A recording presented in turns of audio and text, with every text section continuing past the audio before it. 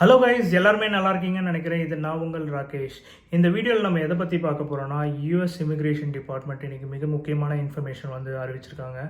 என்னென்னு பார்த்தீங்கன்னா, H1B lottery சிஸ்டமோட செகண்ட் லாட் ரவுண்டு நடக்கும் அப்படின்னு சொல்லி அறிவிச்சிருக்காங்க.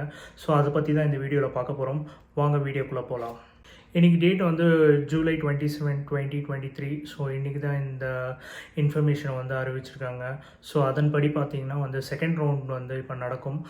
ஸோ மெயின் ரீசன் எதனால் வந்து இப்போ செகண்ட் ரவுண்ட் நடக்குது அப்படின்னு பார்த்தீங்கன்னா வந்து மல்டிபிள்ஸ் ஃபைலிங் வந்து நடந்திருக்கு. ஸோ சேம் எம்ப்ளாயரோ இல்லை சேம் பர்சன் வந்து என்ன பண்ணியிருக்காங்கன்னா, டிஃப்ரெண்ட் கைண்ட் ஆஃப் கன்சல்டன்சி ஆகட்டும், இல்லை டிஃப்ரெண்ட் கைண்ட்ஸ் ஆஃப் எம்ப்ளாயர்ஸ் அந்த மாதிரியான க்ரைட்டீரியாவில் வந்து ஃபைல் பண்ணியிருக்காங்க. ஸோ யூஎஸ் இமிக்ரேஷனுக்கு வந்து கிடைச்ச அப்ளிகேஷன்ஸில் வந்து நிறைய டூப்ளிகேட் அப்ளிகேஷன்ஸ் வந்து இருந்திருக்குன்னு சொல்லியிருக்காங்க. அது மட்டும் இல்லாமல் பார்த்தீங்கன்னா நிறைய ரிஜெக்ஷன்ஸுமே வந்து இதில் நடந்திருக்கு. ஸோ இதெல்லாமே வந்து ஓவர் கம் பண்ணணும், ப்ளஸ் நம்பர்ஸை வந்து மேட்ச் பண்ணணும்னு சொல்லிட்டு யூஎஸ் இமிக்ரேஷன் வந்து திருப்பி இதை வந்து இனிஷியேட் பண்ணியிருக்காங்க செகண்ட் ரவுண்ட். இதே மாதிரி பார்த்தீங்கன்னா வந்து 2021 வந்து நடந்திருந்தது. ஆனால் அப்போ நடந்த ரீசன் வந்து செகண்ட் லாட்ரி போனதுக்கு ரீசன் என்னென்னு மெயினாக பார்த்தீங்கன்னா, அந்த வருஷம் வந்து நமக்கு கோவிட் அதெல்லாமே வந்திருந்தனால யூஎஸ் அப்ளிகேஷன்ஸ் ஃபைலிங்கே வந்து ரொம்ப கம்மியாக இருந்தது. அதனால் அவங்களால அந்த நம்பர் மேட்ச் பண்ண முடியாதனால அவங்க வந்து ஜூலை 2021 வந்து செகண்ட் ரவுண்ட் போயிருந்தாங்க. அதுக்கப்புறம் திருப்பியும் வந்து நம்பர்ஸ் மேட்ச் பண்ணுறதுக்கு நவம்பர் 2021 போயிருந்தாங்க.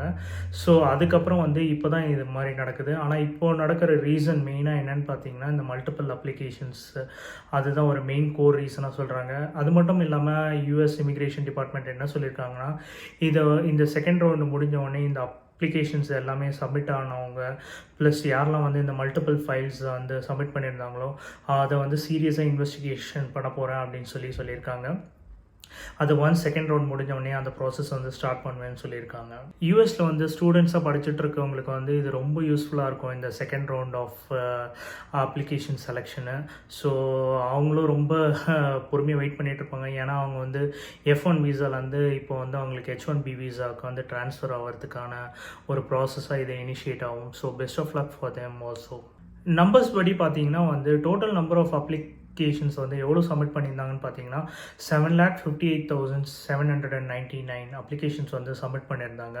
அவுட் ஆஃப் விச் எவ்வளோ லாட்ரி சிஸ்டம் மூலியமாக வந்து செலக்ட் பண்ணியிருந்தாங்க பார்த்தீங்கன்னா 1,10,791 அப்ளிகேஷன்ஸ் வந்து செலக்ட் பண்ணியிருந்தாங்க. இது வந்து அந்த 85,000 லாட்ரி சிஸ்டம் வந்து மேட்ச் பண்ணுற விதமாக வந்து இவ்வளோ செலக்ட் பண்ணியிருந்தாங்க. அதில் நமக்கு எல்லாருக்குமே வந்து தெரிஞ்சிருக்கும் 20,000 வந்து யாரெல்லாம் ஹையர் ஸ்டடீஸ் யூஎஸில் பண்ணிகிட்டு இருக்காங்களோ அவங்க வந்து டேரெக்டாக அந்த கேட்டகரியில் வருவாங்க. மிச்சம் இருக்கக்கூடிய 65,000 ஸ்லாட்ஸில் வந்து அக்ராஸ் தி குளோப் எல்லாமே சப்மிட் பண்ணலாம்.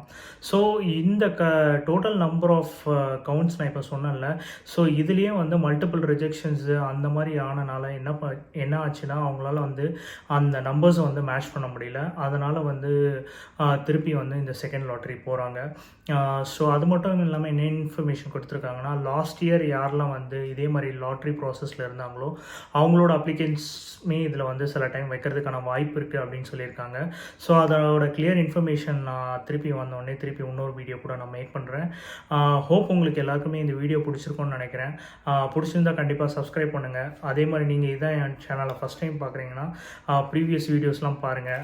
Not only related to immigrations, அதே மாதிரி நான் இங்கே யூஎஸில் நாங்கள் எங்கேயாவது வெளியே போனதாகட்டும், plus best places to visit ஆகட்டும், ஸோ அந்த மாதிரி வீடியோஸ் எல்லாமே போட்டிருப்பேன்.